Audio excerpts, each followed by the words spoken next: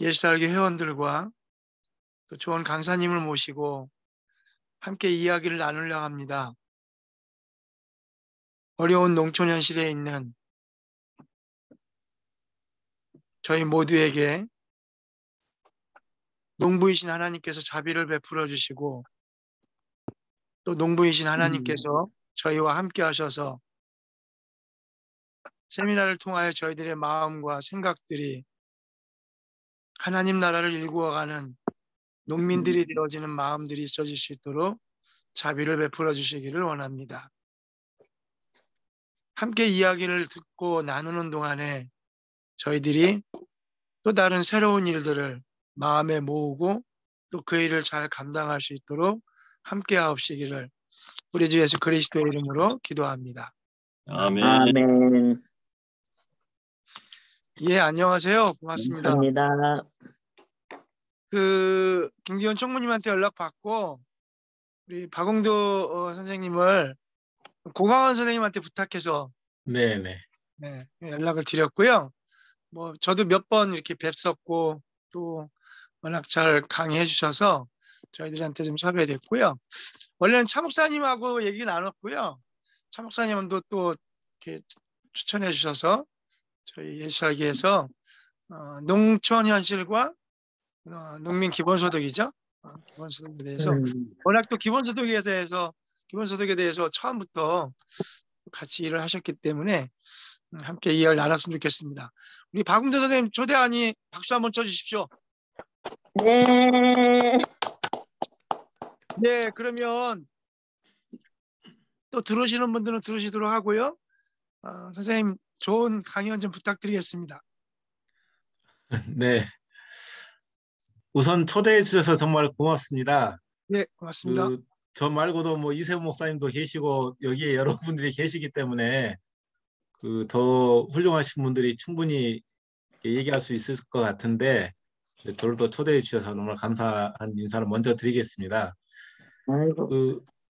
얼른 보니까 이제 저희 농민기본소득운동본부의 각종 모임에 다들 한 번씩 오셨던 분들도 계신 것 같고 말씀하시는 내용을 보니까 그래서 네. 누구보다도 아마 이 흐름과 내용을 잘 아실 것 같아서 제가 굳이 오늘 이 내용을 얘기를 해야 되나 싶을 정도로 좀 예, 충분히 알고 있는 내용이기 때문에 어떻게 전달을 해드려야 되나 좀 걱정이 되기도 합니다. 그래서 우선은 이제 뭐 제가 PPT 자료를 준비했습니다만 띄워놓고 뭐 불필요한 건 빼고 이미 알고 계신 내용들은 이렇게 넘어가고 뭐 제 얘기를 중심으로 얘기하는 게 아무래도 좀 좋을 것 같아서 그렇게 시작하도록 하겠습니다. 일단 PPT 자료를 띄워놓고 말씀드리도록 하겠습니다.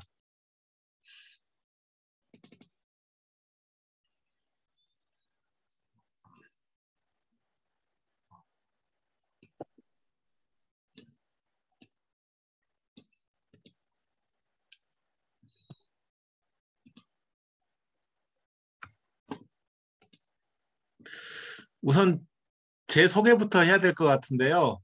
저는 이곳 곡성에서 농사지은 지 올해 32년 됐습니다. 대학 졸업하던 해 바로 내려와서 농사짓기 시작했고요. 뭐 그간에 이제 농민의 활동을 쭉 해왔고 뭐 최근에는 진보정당 활동도 같이 해오고 있습니다.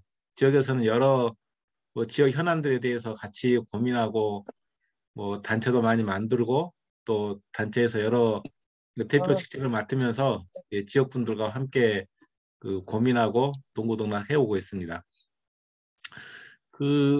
오늘 주제가 이제 농업농촌의 현실과 농민 기본소득 운동의 방향 이런 주제로 요청을 받았는데요. 우리 앞서 목회자님들께서 다들 농업농촌의 현실은 잘 아실 것 같아서 뭐 이렇게 구구절절 얘기할 필요는 굳이 없을 것 같다는 생각이 듭니다. 그래서 가능한 농업농촌의 현실과 관련해서는 뭐 간단하게 이제 넘어가고 이후에 혹시 뭐 궁금한 거라든가 뭐 이미 다 알고 계시기 때문에 또 뭐 얘기가 필요한 부분이 있으면 따로 토론 시간에 얘기를 나누는 방향으로 하는 게 어떨까 싶습니다. 그래서 그렇게 진행할까 합니다. 대충 한 1시간 이내에 짧게 1시간도 안 걸릴 것 같은데요. 짧게 말씀드리고 뭐 현장에서 이제 목회 활동을 하고 계시기 때문에 아마 그 여러 현실적인 문제에 대해서 같이 고민들 많이 나눴으면 좋을 것 같고요.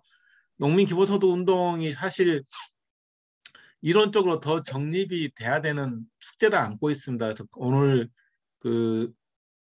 그러한 내용 중심으로 이렇게 농민 기본소득 운동을 어떻게 더 대중화할 거고 어떻게 더 심화시킬 건지 이런 내용들을 많이 얘기 나누는 시간으로 갔으면 좋겠다는 생각을 드리면서 얘기를 시작하도록 하겠습니다. 뭐 우리 농업 현실은 너무 잘 아시기 때문에 따로 말씀드리지 않겠습니다만 대개 이제 뭐 정부에서 얘기하는 것처럼 우리나라 농민 소득 1년에 농가 소득이 뭐 작년 기준으로 4,500만 원 정도 된다라고 얘기를 합니다. 근데 여기에는 함정이 하나 있는데요. 옆에 농가 소득에서 1인 가구 미포함이라고 돼 있는데 이 정부에서 통계를 낼 때 1인 농가들은 빼고 통계를 샀습니다. 그러다 보니까 농가 평균 소득이 4,500만 원까지 올라가게 되는데요. 이걸 1인 1인 가구 한 20% 정도가 1인 가구거든요. 우리나라 103만 정도 되는 농가 중에 1인 가구가 20%가 넘기 때문에 이분들을 반영을 하면 농가 소득이 확 줄어들게 됩니다. 1년에 평균 농가 소득이요. 이런 통계적 착시가 있음에도 불구하고 정부에서는 자꾸 이제 농가 소득이 계속 올라가는 걸로 얘기하고 있고 왼쪽 표에서 있는 것처럼 농업 소득은 갈수록 떨어지고 있는데 이제 뭐 이전 소득이라든가 그리고 농업 외 소득이 계속 증가하고 있는 거죠. 그러니까 농업 생산을 통해서 얻어야 될 소득들은 제자리 답보 상태에 있고 나머지 이제 농해 소득 뭐 어디 나가서 일을 하거나 다른 방식으로 소득을 창출하는 것들이 늘어나고 있는 게 이게 실은 좋은 모습은 아닌 거니까요. 나중에 더 설명드리겠습니다만 유럽 사회주의 국가에서는 농업이 가장 안정된 형태로 또 농업이 부강한 나라로 사회 민주주의가 구현되고 있는데 그런 걸 보면 우리나라의 농업 소득의 이 기형적 구조는 고민할 점이 참 많다 이런 것을 생각해 볼 수 있겠습니다. 그리고 뭐 말씀드렸던 것처럼 이제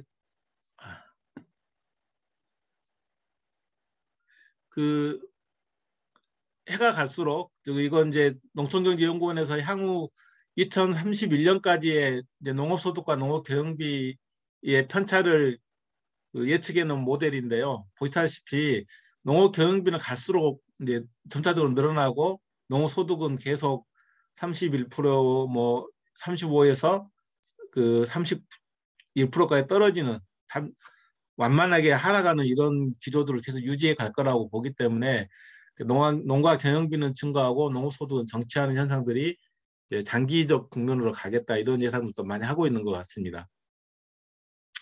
그래서 뭐 농가와 고령화 비율 이런 부분도 잘 아시니까요 넘어가도 될 것 같고요. 이런 이제 농업 농촌의 어려움이 결과적으로 이제 지방소멸 위기로 직면해 가고 있기 때문에 현재 지방소멸 위험 지수가 뭐 46.1%라고 하는데요. 오른쪽에 있는 표에서 나타나는 것처럼 2020년 기준으로 벌써 이제 이 소멸 위험으로 단계로 진입하는 완전 소멸 단계로 들어가는 이 지자체가 이렇게 많이 확대되고 있는 거고요. 저희 곡성 같은 경우가 이 최상위에 있습니다. 완전 소멸 위험 지역에 포함되어 있거든요. 이런 지자체가 갈수록 늘어나고 있는 것도 위험한 이제 상황으로 다들 알고 계실 거라고 봅니다. 이런 상황에 이제 농가 소득에서 정부 지원금이 차지하는 비중도 되게 중요한 저희가 지표로 얘기를 하고 있는데요. 농업 예산 중에서 이제 차지하는 직불금 비중이라든가 또 농가 소득에서 차지하는 직불금의 비중 이런 부분들이 갈수록 점차 확대되고 있기는 하지만 유럽 사회라든가 뭐 일본에 비하면 턱없이 낮은 뭐 이런 형태이기 때문에 정부가 농업 예산을 증가를 하고 있기는 하지만 실질적인 농가 소득 대비, 그러니까 농업 소득 대비 직불금의 비중은 여전히 10%대를 벗어나지 못하고 있는 한계를 가지고 있습니다. 이런 부분들을 우리가 표로 확인할 수 있을 것 같고요.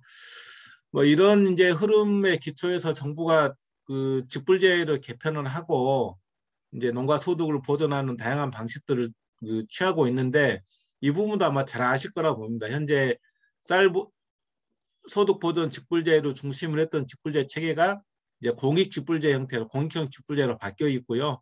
거기에는 이제 기본형 직불제와 선택형 직불제 두 가지로 나누게 되어 있습니다.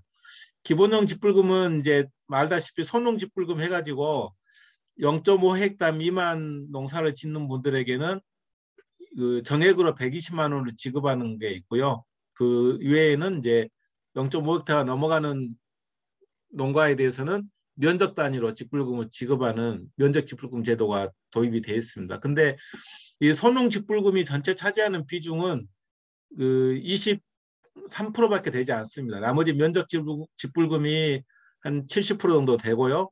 나머지가 친환경 보존 직불금이나 FTA 피해 보전 직불금 이런 형태로 구성되어 있기 때문에 그 여전히 이제 아이고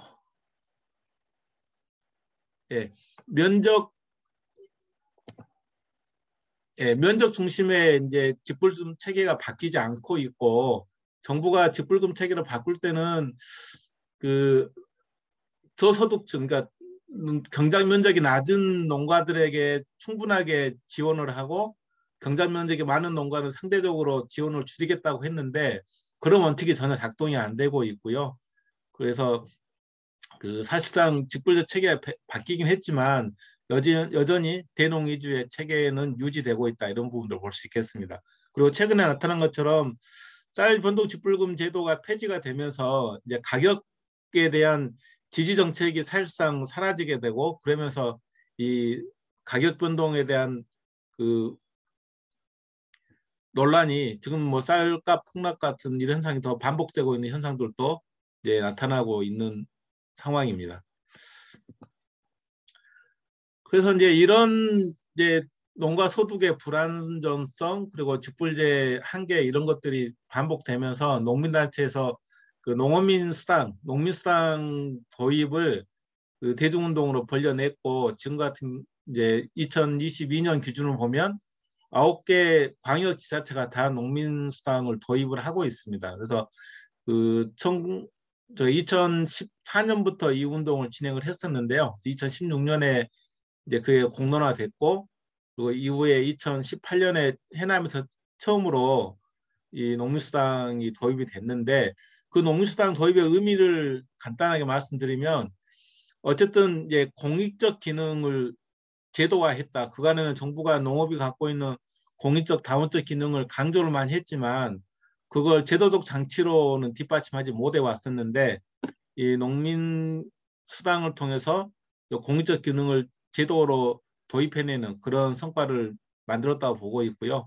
두 번째는 항상 정부가 설계하고 정부가 주도하고 정부가 집행해 왔었는데 농어민들이 중심이 돼서 직접 농정을 설계하고 또 농적으로 전환시켜 갔던 그런 그 자주적인 과정들도 이 농민수당의 중요한 의미로 보고 있습니다.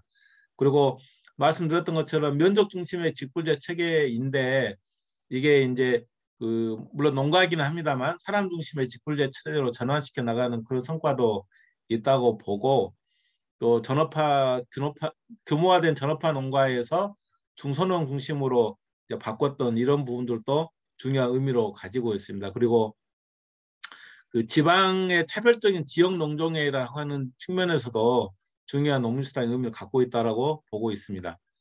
말씀드렸던 것처럼 전국적으로 9개 광역지자체가 다 하고 있고요. 지금은 이제 광주광역시나 또 일부 세종시 이런 데서도 그 농민수당을 제도화하기 위한 활동들을 하고 있습니다. 그래서 지금 약간의 차이가 있는데요. 거의 모든 지역이 농가당 지급하는 기준을 갖고 있는데 경상남도라든가 제주도 또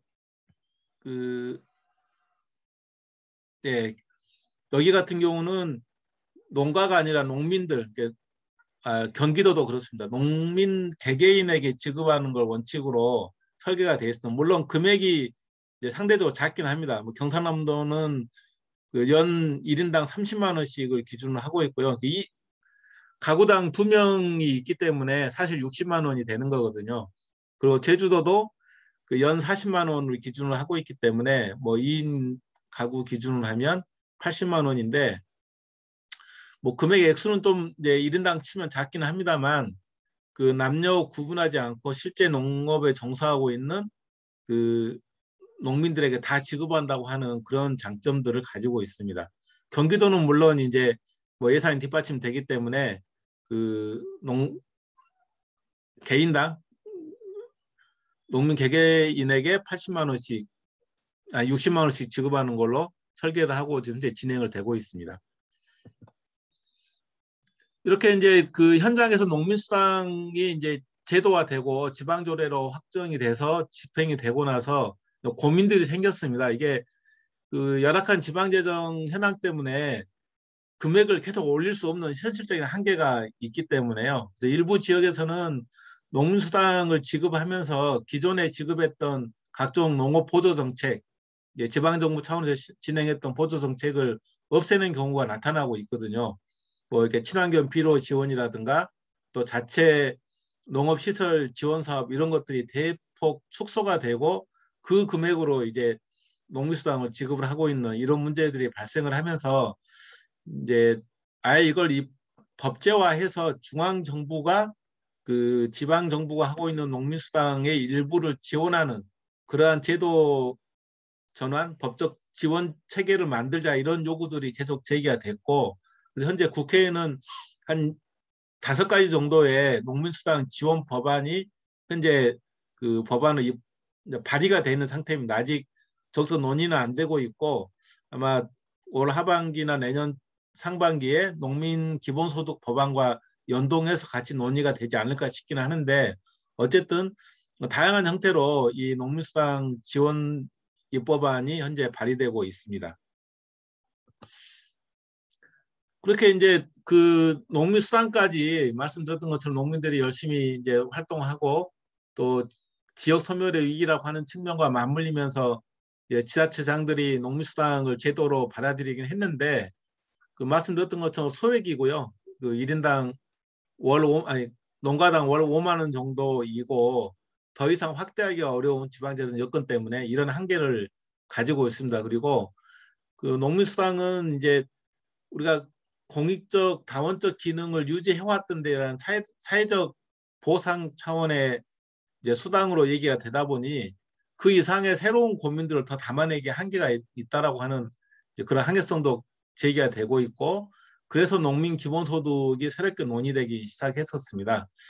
뭐 기본소득에 대해서는 많이들 알고 계시기 때문에 간단하게 말씀드리면 하여튼 그 자산 심사나 뭐 일을 노동을 하고 있는지 여부와 무관하게 모든 개인에게 무조건적으로 지급하는 정기적인 현금 소득을 기본소득이라고 얘기를 하고 있고 거기는 5대 원칙, 개별성, 개개인에게 이제 지급하는 거, 보편성은 남녀노소 직업과 무관하게 모든 사람에게 지급하는 보편성 그리고 그 어떤 뭐 조건을 달지 않는 뭐 이렇게 기본소득을 지급하니 뭐 근로활동을 얼마 더 해야 된다는지 이런 조건이 전혀 붙지 않는 무조건성이라든가 그리고 뭐 한 달 내지 반년 아니면 1년 이렇게 정기적인 그 지급이 돼야 되는 거 또 현금으로 지급되는 이런 5가지 원칙을 기본소득은 가지고 있습니다. 이런 기본소득이 왜 필요하냐 하는 문제가 이제 많이 공론화되고 있는데요. 그건 이제 워낙 소득 양극화가 심화되고 있는 측면에서 고민되고 있습니다. 아시다시피 특히 우리나라 같은 경우는 더더욱 그 자본주의 발전 과정이 되게 이제 급속도로 이루어지고 그러면서 그 양극화의 정도가 더 다른 뭐 유럽 사회보다 더 크기 때문에 이런 소득 양극화를 풀어갈 수 있는 현실적 대안으로 이제 기본소득에 대한 필요성들이 고민되고 있고요. 여기 나와 있는 것처럼 그 왼쪽에 있는 것처럼 근로소득 기준으로 하위 10% 평균과 상위 0.1%의 평균이 뭐 거의 950배를 얘기하는데 옆에 5분위를 보더라도 1분위의 소득은 이제 월 91만 원인데 5분위 상위 20%를 얘기하는 거죠. 상위 20%는 월 소득이 971만 원 거의 10배 정도 차이가 나지 않습니까? 이 정도 우리 사회가 이제 소득 불균형이 심각하다고 하는 지점들이 이제 이 기본소득의 필요성의 첫 번째 요구로 제기되고 있습니다. 두 번째는 더 이상 이제 그 안정적이고 평생 직장이라고 하는 개념들이 이제 사라지고 고용 불안성들이 강화되고 있고, 그러면서 고용을 전제로 했던 사회보험 제도라든가 공공부조 이런 부분들이 대폭 축소되고 있는 흐름들이 이 기본소득의 필요성들을 더 강조하고 있다고 봅니다. 이미 이제 완전 고용 상태는 이미 어려운 상황이 되는 거고요. 그리고 그 특수고용직, 플랫폼 노동들이 갈수록 증가하고 있기 때문에 그걸 기반으로 했던 뭐 고용보험이라든가 또 관련된 그 정기적인 월급에서 차감해야 되는 뭐 연금이라든가 건강보험 이런 부분들이 현실적으로 불가능하게 돼 있는 상황이 있는 거죠. 그런 부분들이 이제 그 일자리 불안정성과 맞물리면서 기본소득의 필요성도 정기적인 소득 지원의 필요성들이 함께 제기되고 있는 측면이 있습니다. 최근에는 이제 뭐 감세 정책에 의해서 재원도 많이 축소가 되고 있고, 또 공공부조 차원에서 자꾸 대상을 심사하다 보니 사각지대도 더 늘어나는, 최근에 모녀 그 사건들도 아마 이런 이제 사각지대에서 나타나는 현상이라고 보는데요. 그러한 부분들이 기본소득의 필요성들을 더 강화시키고 있다고 볼 수 있겠습니다. 이런 기본소득에서 가장 많이 얘기되고 있는 게, 뭐 제가 속해 있는 정의당에서도 이제 기본소득 얘기하면 결국 복지를 축소하고 가는 거 아니냐, 복지를 대체하는 게 아니냐, 이런 반론들이 많이 있습니다. 그래서 그 저희들은 이제 복지 후퇴가 아니라 복지를 동반해서 강화하는 방식으로 간다라고 보고 있거든요. 그래서 여기 나와 있는 것처럼 이 사회보험이라든가 공공부조 또 사회수당, 사회서비스도 다 같이 강화하는 전제에서 이제 그 초기 단계에는 기본소득이 함께 발전해가는 그런 관계로 보고 있습니다. 그래서 이제 주로 이 그림을 가지고 왜 우리가 기본소득을 고민해야 되는지를 많이 얘기를 하는데요. 보통 이제 가운데 두 개의 그림만 많이 보여주는데, 실은 기본소득이 지향하는 최종 종착지라고 해야 될까요? 이런 건 이제 마지막 네 번째 있는 사진처럼 이 모든 장벽을 제거하는, 그래서 실질적으로 이 해방을 이루는 이런 게 이제 기본소득이 가고자 하는 지향이지 않는가, 이런 고민이 들고요. 그건 마지막에도 또 다시 한번 반복해서 말씀드릴 내용들인데, 아무튼 그 기본소득이 가고자 하는 이제 이거 같은 경우는 그 일반적인 이제 균등한 지원을 얘기하는 사람들의 고민이고, 이 세 번째는 오세훈이 얘기하는 음해소득 이런 부분들이 주로 이제 그 이런 형태로 나타나고 있는데, 기본소득은 이런 과정을 거쳐서 마지막에 완전 장벽을 제거하는 것을 전제를 하고 있다고 하는 것을 말씀드릴 수 있겠습니다. 그러면 왜 이제 그 농민 기본소득이 필요한가? 앞서도 이제 농촌의 여건들을 충분히 말씀드렸는데요. 그 왜 이 시기에 농민 기본소득을 더 강화하자라고 먼저 하자라고 얘기하는지 이 부분을 말씀드리겠습니다. 옆에 있는 이 이제 알프스 하이디라고 하는 이 명작 만화의 한 장면인데요. 이렇게 이제 어린 아이가 이 마음 놓고 뛰어놀 수 있는 비결은 그 78.6%가 직불금으로 지급이 되기 때문에, 농업소득이라든가 지역소득에 연연하지 않고 직불금으로 충분하게 삶을 영위할 수 있는 이런 조건이 되기 때문에 이런 멋있는 그림이 나올 수 있다라고 보는 거거든요. 이게 그냥 그 주어지는 목가적인 현상이 아니라 그런 그 직불금을 통한 소득 지원을 통한 삶의 안정이 뒷받침되기 때문에 가능하다라고 보고, 그래서 농민 기본소득도 이제 농업이 갖고 있는 다원적 공익적 기능에 이제 그 기초하고 있고, 말씀드렸던 것처럼 도농 간의 소득 격차를 완화시켜낼 수 있는 방안이 될 수도 있겠고, 그 농민 기본소득을 통해서 자연스럽게 그 농촌으로의 이제 분산, 균형, 발전 이런 부분들을 도모할 수 있는 계기가 될 수 있을 거라고 보고, 궁극적으로는 사회적 기본권을 실현할 수 있는 그런 이제 필요성에 의해서 농민 기본소득이 함께 논의되고 있다고 볼 수 있겠습니다. 이 농민 기본소득과 관련된 논의는 뭐 아시겠지만 그 우리 김종철 선생님이 이제 2012년 12월 달에 그 칼럼에서 처음으로 공식화 하셨거든요. 이렇게 나와 있는 것처럼 대량 생산, 대량 소비, 대량 폐기를 반복해오는 이제 이 방식에서 질적인 전환이 필요하다. 지역 중심의 자립적, 자급적 생활 방식을 만들어내야 되고, 그러기 위해서는 농민들에게 매월 정액을 일률적으로 지급해야 된다라고 하는 이제 공적인 문제 제기를 하셨고, 이걸 이제 공론화하고 뭐 녹색당에서 공론화했고, 2016년 그 대선 때 뭐 총선과 대선 거치면서 그 각 진보 정당들이 이러한 내용들을 이제 농민 기본소득 내지 뭐 농민 수당 다양한 형식으로 이렇게 이론화하고 이제 정책화했던 과정들이 있습니다. 근데 저는 이제 왜 그러면 그 좀 더 다시 설명드리겠습니다만, 농촌 기본소득도 있고 다양한 그 소득이 있는데 왜 농민 기본소득을 강조해야 되는지 뭐 이 부분을 이제 설명드리고 싶은데요. 이제 이건 뭐 제 사례를 간단히 말씀드리면, 제가 농사를 쭉 짓는데 뭐 이렇게 그 경작 면적이 많지 않았었습니다. 그래서 농업 생산만 가지고는 이제 생계가 어려우니까 아르바이트를 한 4년 했었거든요. 그 새벽에 가까운 데 골프장에 가가지고 그 잔디 관리를 하고 월 한 150만 원 정도 수익이 생겼는데, 그렇게 고정적인 수입이 생기니까 그간에 그 농사 짓던 방식에서 좀 여유가 생겼습니다. 굳이 이렇게 그 비료 많이 하고 뭐 하우스 농사 더 많이 늘릴 필요가 없게 되고, 그래서 그때 이제 그 농사의 방식을 다 친환경 농업으로 전환을 했거든요. 월 150만 원 정도의 그 또 다른 수입이 있기 때문에 친환경 농업으로 전환하는데 아무런 부담이 없었습니다.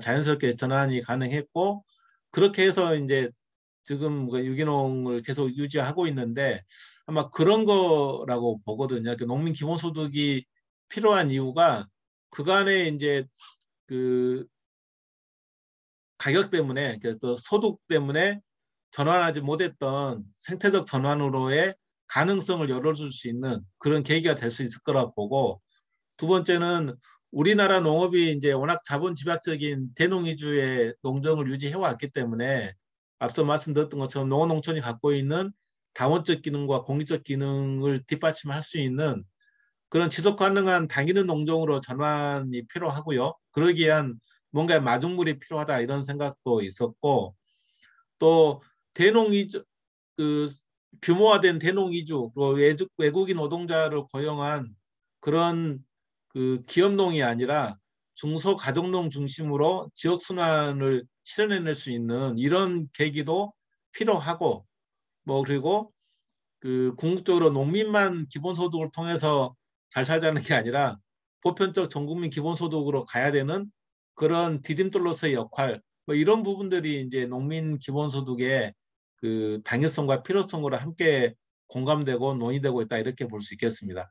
녹색당에서는 최근에 그렇게 얘기를 했던데요. 모두가 조금씩 농부가 되는 사회를 만들어 가는 거다, 농민 기본소득을 통해서, 이렇게 얘기를 했는데, 뭐 다양한 뜻이 함축되어 있다고 생각을 합니다. 어쨌든 그 농민 기본소득과 관련해서는 이러한 한 4가지 정도로 말씀드렸던 내용으로 농민 기본소득의 그 필요성과 당위성들을 다시 한번 더 말씀드릴 수 있겠습니다.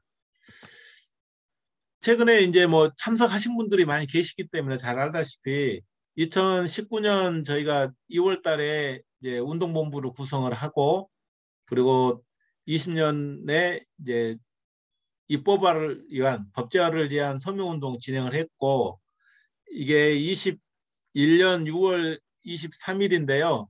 그 6월 22일 날 66명의 국회의원 연서명으로 그 농민 기본소득 법안이 국회에 공식 발의가 됐었습니다. 발의가 됐고, 지난 10월 7일 날인가, 아니 9월 며칠 날인가 이 입법 촉구 대회를 국회에서 진행했는데, 이때도 아마 오셨던 분들이 계신 것 같습니다. 그래서 이렇게 농민 기본소득과 관련된 이제 공론화 작업들, 그리고 입법화 과정들이 착실히 진행되고 있다, 이런 부분들을 확인할 수 있겠습니다. 근데 이제 가장 많이 질문되고 가장 많이 논란이 되고 있는 게 같은 그럼 농민이 누구냐? 농민 기본소득이라고 하면 이제 지급 대상이 있을 텐데 누구를 농민으로 규정을 할 거냐라고 하는 부분들이 있고요. 또 아래 나오는 것처럼 그 농촌 기본소득은 또 어떻게 고민해야 되느냐 이런 차이가 있는데 일단 저희는 이제 농민기본소득운동본부에서는 그 농민의 규정을 이렇게 우리나라 법안에 있는 기본법에 있는 그 농업을 주업으로 한 사람들에다가 2018년 12월 달에 발표된 유엔 농민 권리 선언이 있거든요. 여기에 의해서 그 농민뿐만 아니라 직접 경작을 하고 있는 농민뿐만 아니라 그 농업 노동을 하고 있는 노동자들, 일노동자들 그리고 외국인 노동자까지 포함한 사람들을 농민으로 규정하고 있습니다. 그래서 가능한 농민기본소득운동본부에서는 농민의 정의를 직접 이제 토지를 경작하는 농민뿐만 아니라 그 농업 노동을 하고 있는 일 노동자들 그리고 외국에서 들어와서 함께 일하고 있는 이주 노동자까지를 포함을 하자라고 하는 고민들을 함께 하고 있습니다. 그래서 수급권자의 범위도 말씀드렸던 것처럼 농업경영체에 등록되어 있는 경영주하고 농업 종사자를 다 포함하고 있고요. 특히 이제 지역에서 오랫동안 농사 짓다가 최근에 은퇴하신 농민들이 계십니다. 이분들도 그간에 그 농업의 공익적 다원적 기능을 지켜내기 위해서 노력을 많이 해오셨고 또 여전히 지역에서 그 경영체에는 등록하지 않았지만 텃밭을 일구고 계시기 때문에 이런 분까지도 이제 대상에 포함하는 게 맞겠다 이런 고민들을 하고 있고요. 그리고 말씀드렸던 것처럼 농업 노동자들 그래서 영농조합 범위지라든가 또 일 노동을 하고 계시는 분들도 포함시키는 것까지 이제 수급자의 범위를 정하고 있습니다. 물론 이 내용은 지금 그 발의된 법안에는 좀 축소되어 있습니다. 이 약간 농업 노동자도 빠져 있고 외국인 노동자도 빠져 있는데 앞으로 그런 이제 지향과 방향으로 가자고 하는 고민이 있었던 거고요. 그래서 매월 30만 원을 제한을 드렸습니다. 그럼 법안에도 이렇게 명기가 돼 있고 그건 앞서 말씀드렸던 것처럼 헌법 10조에 규정되어 있는 것처럼 이제 농민이 기본적으로 가져야 될 존엄과 가치 또 행복을 추구할 권리 그리고 국가는 그러한 그 개인이 가져야 될 기본적 인권을 보장할 의무 이런 게 사회적 기본권으로 얘기가 되고 있는데 어쨌든 그간의 농민이 우리나라 70년 경제발전 과정에 그 기본 권리를 많이 제약당하고 있지 않습니까? 지금도 헌법에도 나와 있고 농어농촌 기본법에도 나와 있는 것처럼 농민들은 그 국민들에게 건강하고 안전한 먹거리를 제공하기 위해서 농사를 열심히 지어야 되고 토지 이용에 대한 규제도 감수해야 되고 뭐 이런 부분들이 이제 문구에 나와 있거든요. 그러니까 그 자본주의 국가에서 사적 소유물에 대해서 국가의 그 통제를 수용해야 된다라고 하는 그러한 내용들이 담겨져 있는 거죠. 그래서 그런 그 통제에 따른 농민들의 사회적 기본권을 어떻게 보장할 건지 그게 이제 이 말씀드렸던 것처럼 농민 기본소득으로 뒷받침할 수 있겠다 이런 고민들 하고 있는데 어쨌든 그런 헌법 10조에 규정되어 있는 사회적 기본권을 보장하기 위한 방안으로 이제 그 기본소득의 내용과 함께 금액을 고민하고 있습니다. 30만 원을 제한했던 것은 우리가 이제 도농 간의 소득 격차를 단계적으로 완화시키는 출발점으로 고민하고 있는데요. 그 소득 격차가 이제 1인 평균 이제 1년 소득이 한 1,400만 원 정도 됩니다. 그래서 이 월 30만 원이면 360만 원이기 때문에 한 4분의 1밖에 되지 않거든요. 그래서 30만 원을 시작으로 해서 점차적으로 그 액수를 높여서 이 도농 간의 소득 격차를 완화시켜내는 그러한 지향성들을 가지고 있습니다. 뭐 재원과 관련해서는 뭐 굳이 길게 말씀은 안 드려도 될 것 같은데요. 30만 원이면 1년에 들어가는 돈이 한 9조 원 정도 됩니다. 우리 농업경영체 등록한 농민이 240만 명 정도 되기 때문에 그걸 기준으로 하면 한 900억 정도, 9조 정도 되고요. 이 정도 액수는 뭐 다양한 방식으로 농업소득세를 도입하고 또 현재 농특세도 좀 확대하고 국가 예산도 늘려나가고 그리고 그 각종 이제 지원 정책들 중에 일부를 통폐합해 나가는 과정을 통해서 이 재원은 충분히 확보할 수 있다고 하는 게 저희도 고민입니다.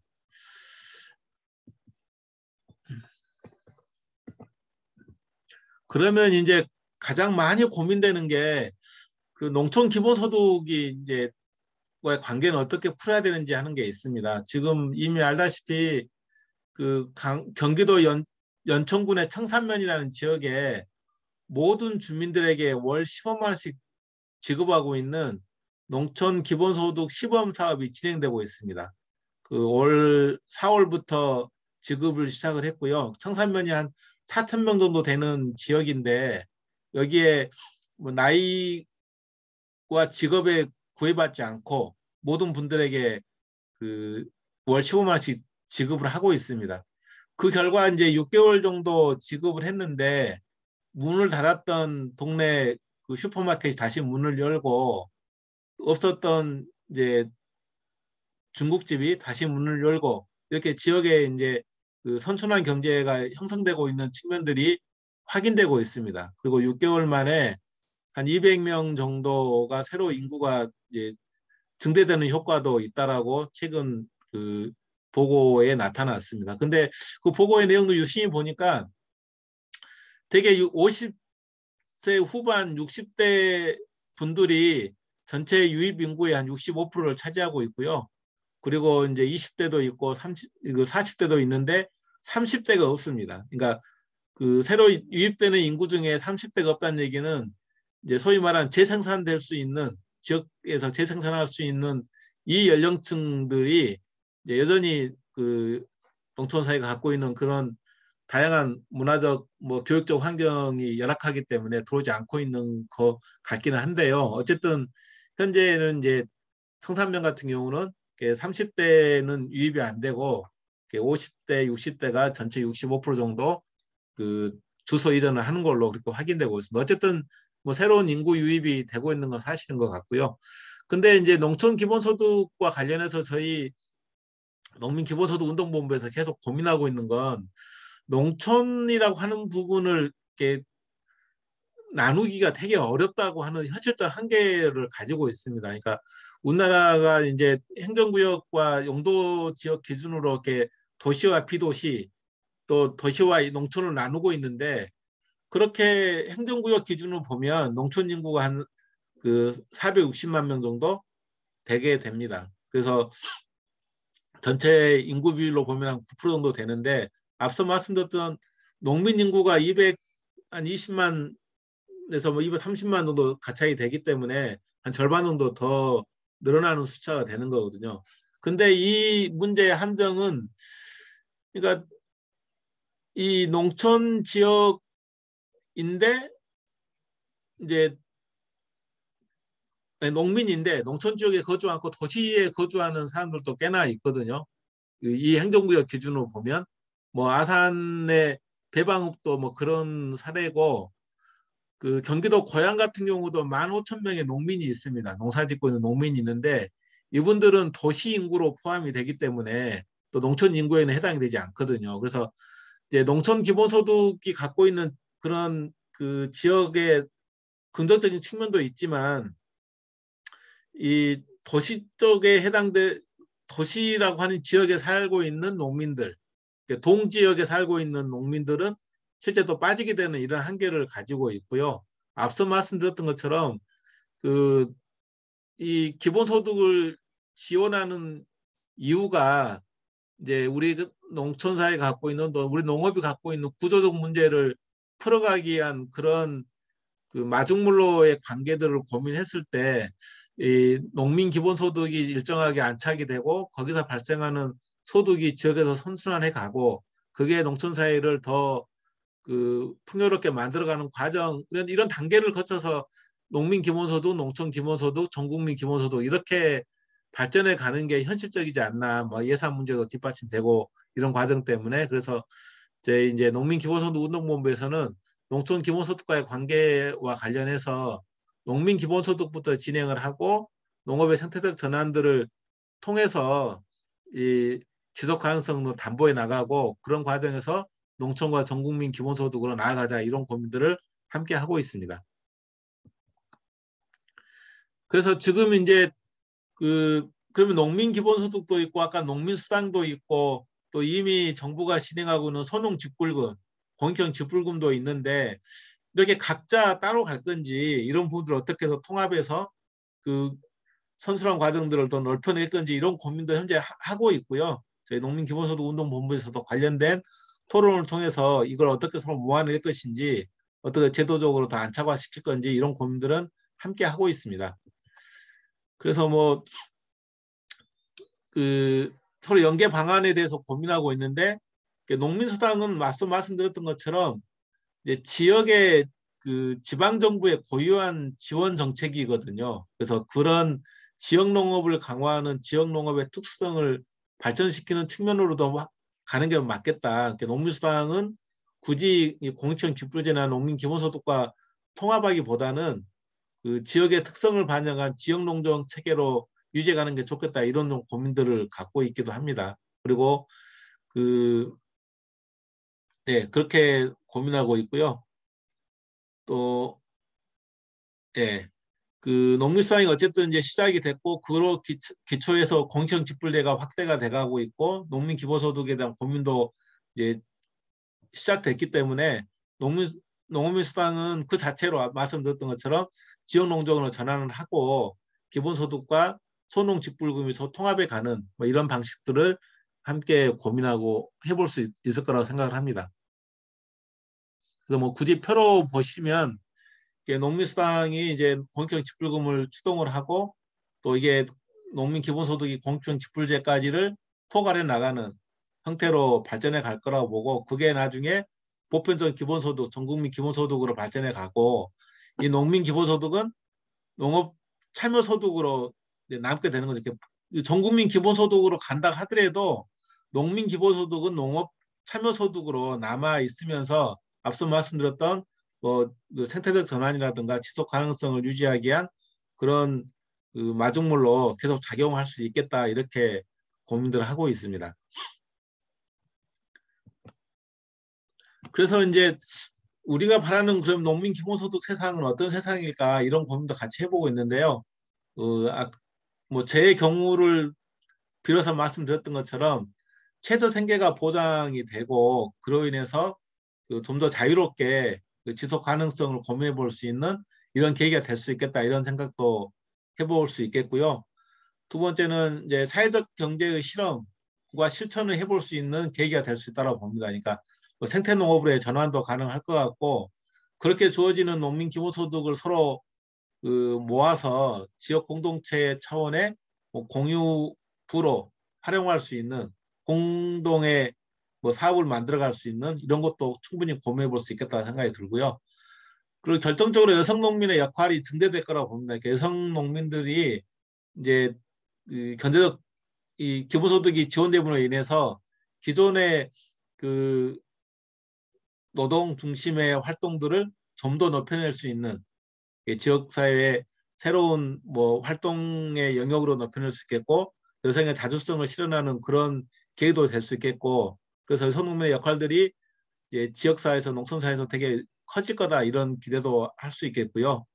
그리고 풀뿌리 민주주의가 더 강화될 수 있겠다. 지역의 공동체로 회복할 수 있는 그런 계기도 될 수 있겠고 뭐 지역경제 활성화라든가 또 농촌 소멸을 방지할 수 있는 계기도 될 것 같고 그리고 뭐 분권화를 이뤄낼 수 있는 그런 그 과정도 될 것 같고 그래서 어쨌든 이런 농민 기본소득을 통해서 우리 사회가 전체적으로 재편되는 그 지속 가능성을 담보하는 그런 형태로 가면 좋겠다 이런 고민들을 하고 있습니다. 마지막으로 완전한 기본소득으로 가는 길에서 다시 한번 기본소득의 정의를 고민할 수 있다고 보는데요. 독일의 그 좌파당 당수가 이제 기본소득은 이런 거다라고 최근에 정리를 한번 하셨더라고요. 그래서 그 내용을 4가지로 정리를 했던데 하나는 액수가 충분히 높아서 실질적으로 사회 정치적 내지 문화적 참여가 가능해야 된다. 기본소득은 우리가 지금 30만 원 얘기하고 있지만 실은 뭐 50만 원, 100만 원까지 올려야만이 이런 사회 정치적 문화적 참여가 가능할 수 있기 때문에 그럴 수 있도록 높여내야 되는 뭐 그런 필요성과 이제 당위성들을 설명하고 있는 것 같고요. 두 번째는 이제 최저임금과 결합해서 그 실제 임금을 사회적 임금 체제를 뒷받침할 수 있는 형태로 가야 된다는 의견도 주신 것 같고 또 말씀드렸던 생태적 전환을 이뤄내는 계기가 돼야 되고 또 말씀드렸던 여성들의 그 고민들, 여성주의를 강화하는 젠더 평등에 도움이 되는 이런 기본소득이어야 된다라고 하는 그 정의를 해주셨습니다. 그래서 이런 내용을 마지막으로 말씀드리고 예, 발제는 마치도록 하겠습니다. 뭐 두서없이 말씀드렸는데요. 예, 지금부터는 이제 충분히 그 같이 얘기할 수 있는 기회가 되면 좋겠습니다. 예, 고맙습니다. 일단 우리 박웅도 선생님, 농촌현실과 국민 기본소득 중심으로 그렇게 얘기했는데 일단 박수 한번 보내주시죠. 고맙습니다. 농민 기본소득이 저희도 지금 강원운동본부에서 처음으로 발족이 돼서 계속 진행되고 오다가 약간 조금 주춤하고 있어요. 네네. 근데 좀 안타깝긴 한데 이제 뭐 농민수당뿐만 아니라 농촌수당 뭐 이런 것들이 자꾸 이제 혼선이 되기도 하고 또 정립이 안 되는 상태에서 좀 어려움이 있었는데요. 혹시 강의 들으시면서 질문하실 거 있으면 좀 일단 질문해 주시고요. 또 이야기 나누실 거 있으면 이렇게 나눠주시면 좋을 것 같습니다. 혹시 어느 분이 좀 질문하실 분이 계실까요? 아니면 도움되는 얘기를 좀 나눠주셔도 좋고요. 현실에 대한 이야기를 해주셔도 좋고요. 가감없이 얘기해 주셔도 괜찮습니다. 조금 기다리겠습니다.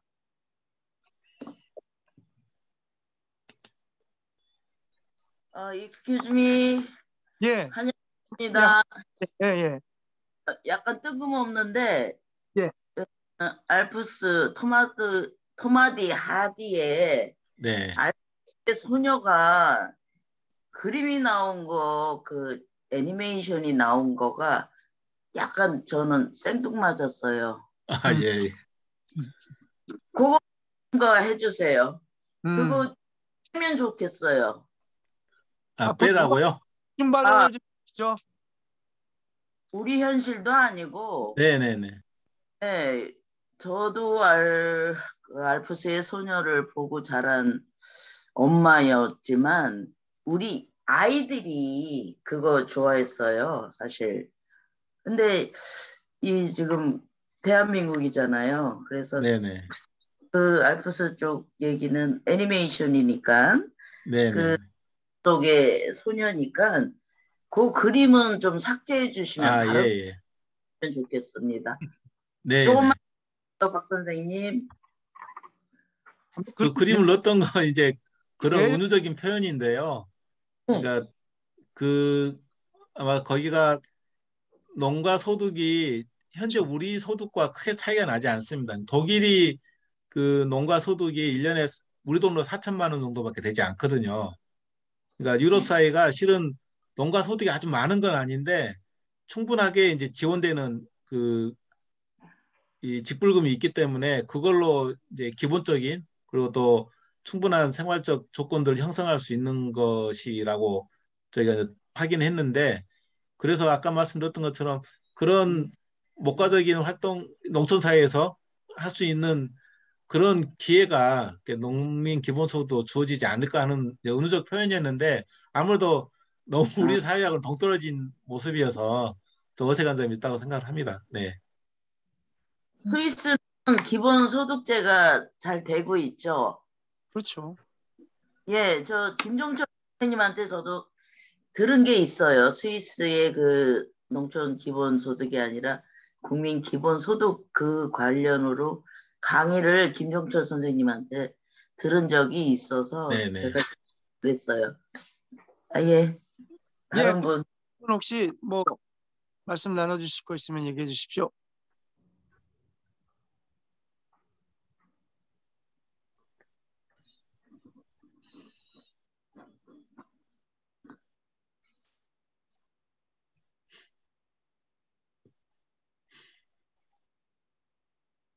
아까 말씀드렸던 것처럼 그 농촌 기본소득 운동본부가 만들어져 있고 여기가 계속 이제 활동들을 하고 계시는데 자꾸 저희하고 이제 이 뭐 세력 싸움 하는 건 아니고 아무튼 그 긴장 관계가 좀 있기는 합니다. 그런 부분들 어떻게 풀 건지, 왜냐하면 현장에서 되게 곤혹스러워하고 활동하신 분들이 곤혹스러워하고 그걸 어떻게 서로 그 보완하고 함께 갈 것인지에 대한 의견들 많이 주시는데 그 문제를 어떻게 풀 것 같이는 상당히 고민이기는 합니다. 그러니까 농촌 기본소득 운동 하시는 분들이 이제 여러 뭐 그 이유가 있고 또 여러 조건 계기가 있을 거라 보는데 지난 대선을 거치면서 이제 이재명 후보의 그 기본소득 운동 본부에서 이제 분화된 형태로 시작을 했다가 지금은 독자적인 그 조직 체계로 발전해 가고 있는데 그 농촌 기본소득이 이제 갖고 있는 두 가지 한계점을 저는 보고 보았는데요. 아까 말씀드렸던 것처럼 그걸 통해서 이 농촌 사회의 중심이 농업이라고 하는 농의 가치를 어떻게 변화 발전시킬 것인가에 대해서는 그 깊은 답을 내놓지를 않더라고요. 그래서 지금 우리 사회의 가장 마지막 이제 거처가 어떻게 농촌일 수 있고 농업일 수 있다고 농업일 수 있다고 보는데 그 농업에 대한 해답과 내용들을 이렇게 대안을 제시하지 않고 그 인구 유입을 통한 지역 소멸을 막아내는 뭐 균형 발전 이 부분만 너무 강조되는 농촌 기본소득이 이게 우리가 지향하는 지속성과 관련해서 어떤 그 연관성을 갖고 있을지 이런 고민들을 많이 해보고 있거든요. 그래서 그런 차이 때문에 아무튼 이 얼른 잘 이렇게 같이 가는 방향에 대해서 잘 논의가 안 되고 있는 그런 지점도 있습니다. 예, 저희도 어쨌든 강원 지역에서도 제일 고민되는 게 용어 정리라는 거죠. 쉽게 말하면 용어 정리가 농민 기본소득 뭐 다 이해는 되지만 농민수당 또 농촌 기본소득 뭐 이렇게 이제 다 용어들이 다르다 보니까 가치를 추구하는 것도 조금씩은 차이들이 있는 것 같고요. 그런 것들이 지금 정리가 되어지면 좋겠는데 뭔가 쉽지는 않은 것 같아요. 각자 생각들이 다르기도 하고. 농민수당은 이제 실은 정리가 된 거죠, 사실은. 예, 정리가 됐고, 근데 이게 그 정치 의제화 돼버려서 맞아요.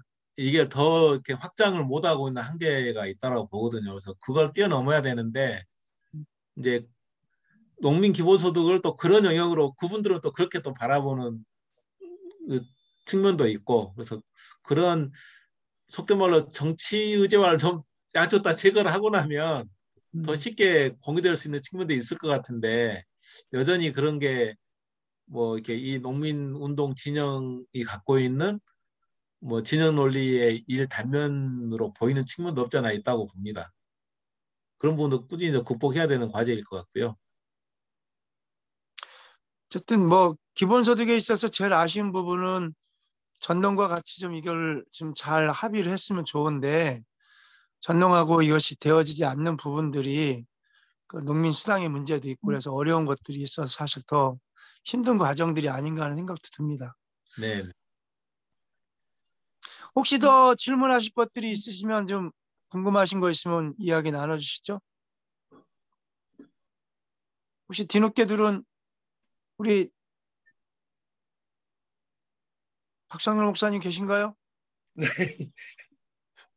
아이, 우리가 얘기하면 우리 농민 기본소득 운동 하는 사람들인데 우리끼리 얘기하는 것밖에 안 돼서 괜찮습니다. 저는 뭐 좀 그 여러분들의 얘기를 좀 듣고 싶고 특히 서울에 계신 분들이 그러니까 도심지에 계신 분들이 어떤 생각이 있는지 뭐 좀 듣고 싶은 그런 마음들이 있어요. 그러니까 여러 가지 측면에서 놓고 보면 뭐 이게 이제 나중에 그 전국민 기본소득으로 간다고 하더라도 어쨌든 농민들에 대한 그런 다른 대우, 특별한 그런 관점은 계속 존재해야 되는 부분들이고 특히 식량 자급률과 관련된 그러니까 기본적인 식량 안보 측면에서나 또 기후위기가 식량 위기로 제일 먼저 작동한다고 하는 그런 측면에서 놓고 볼 때는 굉장히 중요한 그런 문제인데 이게 현실적으로는 그러니까 저는 뭐 방금 말씀하셨던 그러니까 뭐 농민들 이 농촌기본소득, 농민기본소득, 뭐 농민수당 그 관계 속에서 각 정당별 또 단체별 그 입지별 차이가 있는 거에 대해서는 현실적인 그런 여건을 고려한 그런 그 투쟁이다 보니까 뭐 그 실현 가능한 투쟁을 하는 거냐 아니면 본질적인 걸 얘기하는 거냐에 따라 달라질 수 있다는 측면에서 별로 그렇게 그 중요하게 여기지는 않아요. 그런데 이제 이게 예를 들어서 생태 전환 교육을 강조하고 또 기후위기와 먹거리 문제를 연결할 때 기본적으로 지금 기상학자들이나 과학자들이 얘기하는 것들이 이제는 뭐 그 10년 안팎에 우리에게 다가올 식량 위기가 코앞에 와 있는데 그러면 지금 먹거리의 전반적인 부분들을 우리가 다 수입에 의존하고 있는 대한민국 같은 경우에는 어느 날 갑자기 도시에 있는 사람들이 그러니까 돈이 있어도 이제 먹거리를 사지 못하는 그런 형편들이 다가올 것인데 그것들에 대한 그 문제를 알고 있으면서도 아무도 여기에 대해서 정치적으로나 또는 전략적으로 해결하려고 하는 사람들이 없다는 게 제 고민이거든요. 물론 뭐 저는 농민기본소득 운동하고 그 부분에 있어서 그 계속 얘기도 하고 있지만 농민들은 또 이 부분에 대해서 그냥 줘도 그만 안 줘도 그만 어차피 믿을 게 뭐 정부를 뭐 믿을 게 뭐가 있어 이렇게 하는 게 입장도 참 슬프고요. 이번에 쌀값 문제 가지고도 어제도 저희가 전농에서 그 저희 농촌군 농민회 차원에서 회의도 했었는데 참 답이 없어요. 그러니까 이게 그 본질적으로는 우리가 쌀이 남아도는 게 아닌데도 불구하고 막 쌀이 남아도는 것 같은 그 현상에 대해서 어, 농민들이 아닌 국민들이 어떻게 이해할까? 그리고 농민 기본소득에 대해서는 정말 얼마나 필요하다고 느낄까? 그런 의문들이 저희 계속 남아 있거든요. 근데 만약 지금 요번에 이제 김진태 그 강원도지사가 레고랜드와 관련된 강원도개발공사 지급 보정을 그 회생 절차 밟겠다고 하면서 빚어졌던 지금 경제 위기 그게 그 어쨌든 경제 위기라고 표현을 하지만 사실은 이미 예상됐던 것들이었거든요. 그러니까 지방채라고 하는 것들에 대해서 신뢰를 갖고 있다고 했지만 강원도가 치문순위 7천억을 들여서 개발했던 이 레고랜드 사업 투자할 때 강원도 개발공사가 저질러왔던 그리고 또 지금 이거 묻혀져 있는데요. 던디 동해개발공사라고 해서 동해안 경제자유구역과 연관된 여기는 더 큰 규모인데 이건 지금 감춰져 있다고요. 근데 이런 것들이 이제 계속 터짐으로 인해서 고금리와 뭐 여러 가지 그런 여건들로 함께 터졌다고 하는 것 때문에 얘기를 슬쩍 하고 있습니다만은 아니 그거는 사실 시간이 지나면 어느 정도 해결될 문제라고 저는 보여져요. 그런데 먹거리, 농업과 먹거리, 농민의 문제는 도대체 누가 해결할 거냐 이거예요. 우리 여기 박운도 선생님 계시지만 같이 우리 농사를 짓는 또 박순호 목사도 있고 그러면서 같이 고민하지만 이게 사실 농촌에 사는 사람들의 고민이어야 되는가. 그 도시 사람들은 우리가 지금 전쟁 없고 그다음에 통계청에서 발표한 중위수명 그 기대치가 95세예요. 2030년에. 그다음에 지금 현재로 가장 오래 사는 나라로 등극했어요. 수명이 긴 나라로. 그래서 뭐 미국이나 이런 데 뭐 전쟁 다른 나라들은 뭐 코로나 때문에 무슨 뭐 그 막 뭐 식량 사재기 막 뭐 이런 것들이 있다는데 우리나라는 그게 없다고 그래서 지금 편안하게 있지만 정말 없을까요? 2, 3년 안에 다가올 텐데 빠르게는 5년 안에도 다가올 수 있다고 보는데 그때 도시에 사는 사람들은 그때 이제 어떻게 할 건가? 농촌에 사는 사람들은 그때는 어떻게 할 건가? 여기에 대해서 아무도 답을 못하고 있어요. 그래서 사실 얘기가 좀 길어졌습니다. 다른 분들이 발언 안 하니까 그런데 농민기본소득 운동 차원의 문제는 사실 보다 좀 적극적인 그런 측면에서 그 전술적으로나 전략적으로 함께 도농이 합력해서 특히 도시에 계신 분들이 더 이걸 적극적으로 추진하고 농민을 살려야 되고 그래서 농촌으로 돌아가야 된다. 농촌의 그 먹거리를 살려야 된다. 기후위기 대처가 농민부터 살리는 것들이 나와야 된다라고 하는 얘기들이 함께 나왔으면 좋겠는데 어떠세요? 박웅도 선생님 여기 같이 고민하던 입장에서 또 정의당에서도 고민하던 것들이 있던 것 같은데 이거를 전망은 이게 어떻게 안 칠 것 같고 기본소득과는 어떤 관계로 풀어져 갈지 그런 측면에서는 어떤 고민들이 있는지 한번 듣고 싶어요. 어려운 숙제이긴 하는데요. 저는 우리 농민들이 쌀에서 벗어나야 한다 생각을 하거든요.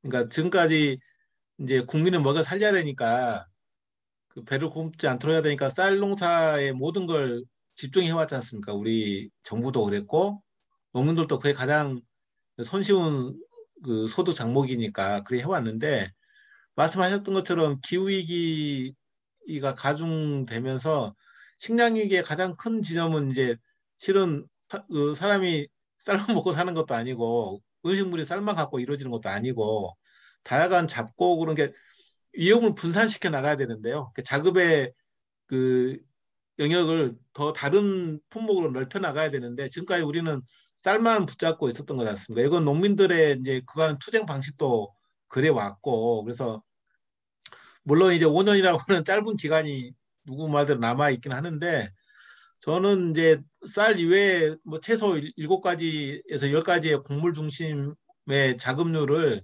빨리 설정을 하고 그걸 중심으로 이 농업 생산 체제를 좀 개편해 나갈 필요가 있겠다. 그래야 말씀하셨던 기후위기에 실질적으로 대응할 수 있고 그리고 국민들도 아 우리가 다 남아도는 게 아니구나.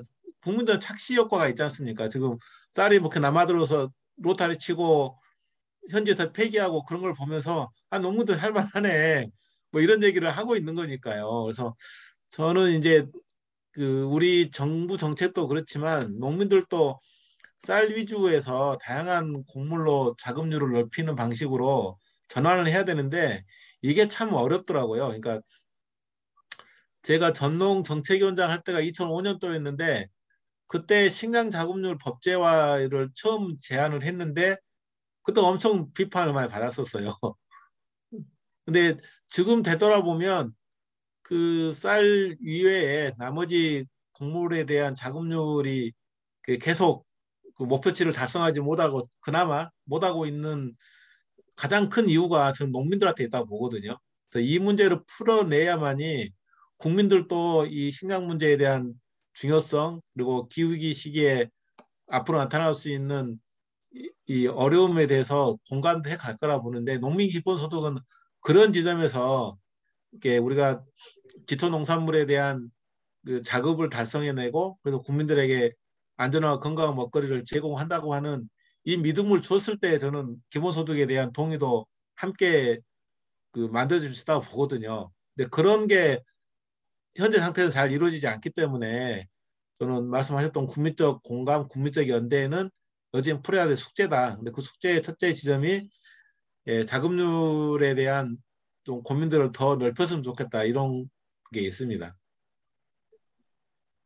예, 지금 뭐 얘기 잘 서로 좀 말씀 나눠서 고마운데요. 혹시 도시에 계신 분들 입장이 어떠신지요? 혹시 계신 분들이 있으면? 저는 아까 박운도 선생님이 그 현실적인 고민에 대한 이야기를 해주신 게 저도 문득 다가왔거든요. 골프장 가서 월 수입 190만 원 정도 하니까 생태농업을 좀 할 수 있는 기반이 생기더라. 저도 도시에 가서 학교 텃밭 아이들 가르치다 보니까 여분의 돈이 좀 생기니까 사실 하게 되는 거거든요.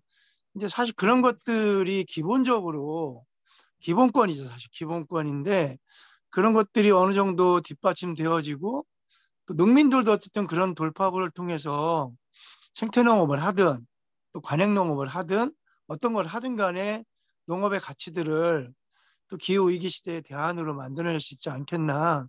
지금은 거의 그렇게 돼 있거든요. 반농 네. 반일. 참 안타까운 거예요, 사실은. 사실 그것이 더 견고해지고 더 많고 넉넉해질수록 도시민들에게도 더 질 좋은 것으로 나눌 수 있다는 생각이 들거든요. 저도 그 부분에 있어서는 되게 공감이 되는 부분이고 그런 부분에 있어서 농민 기본소득이 정말 필요한 것이다. 농촌 기본수당이라든지 어떤 것이든 간에 좀 필요하다는 생각이 듭니다. 혹시 더 도시에 계신 분 우리 총무님도 한마디 해주시죠. 도시에 계신 걸로 알고 있는데. 예.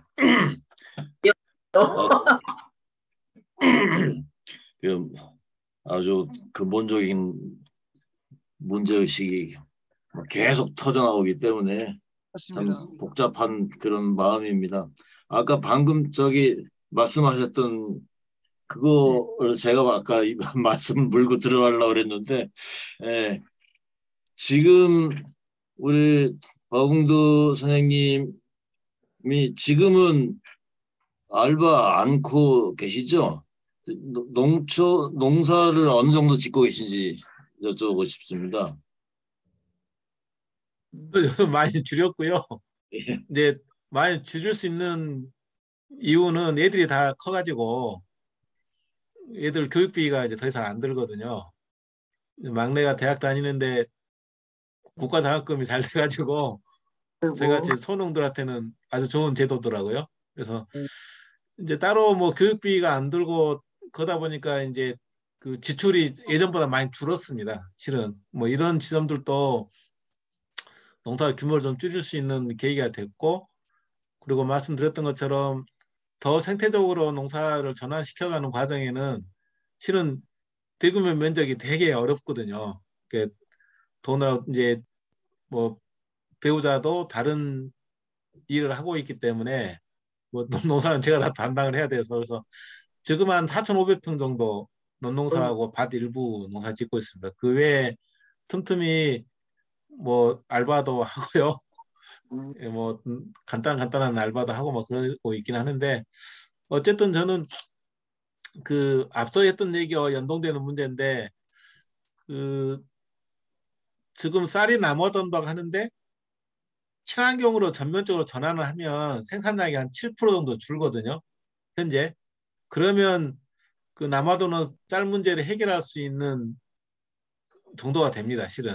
그러니까 저는 농민들이 우리 친환경으로 다 전환할게. 쌀 전환해서 생산량을 스스로 좀 감축하고 왜냐하면 관내농업보다는 더 줄어들 거기 때문에요. 그래서 그 기후위기라든가 생태 문제에 대해서 우리가 이렇게 실천할게라고 하는 자기 선언도 좀 필요할 것 같고요. 네, 그러면서 쌀은 실은 쌀농사는 친환경으로 전환하기 아주 쉽거든요. 워낙 많이 기계화돼 있고 그래서 뭐 많이 과학화됐기 때문에 그 비료나 농약 최소화해도 생산량을 어느 정도 확보할 수 있기 때문에요. 그래서 그런 자정 노력들도 자구 노력도 필요할 것 같고, 예, 근데 아무튼 저는 뭐 그 말씀하셨던 것처럼 농사는 규모는 계속 줄이되 뭐 더 생태적으로 바꾸려고 노력을 하고 있는 중입니다. 감사합니다. 지난번 오래전에 홍천 박순옥 목사님 그 양수발전소 그때 제가 얘기 들은 걸로는 쌀농사하는 그 논의 아주 효용 가치가 상당하다고 들었거든요. 근데 지금 박 선생님의 그 논리로 보면은 쌀에서 벗어나야 된다라고 하는 그 논리는 뭔가요? 그러니까 쌀은 이제 그 우리나라 쌀 자급률이 명목 수치로 보면 한 92% 정도 된다고 얘기를 하거든요.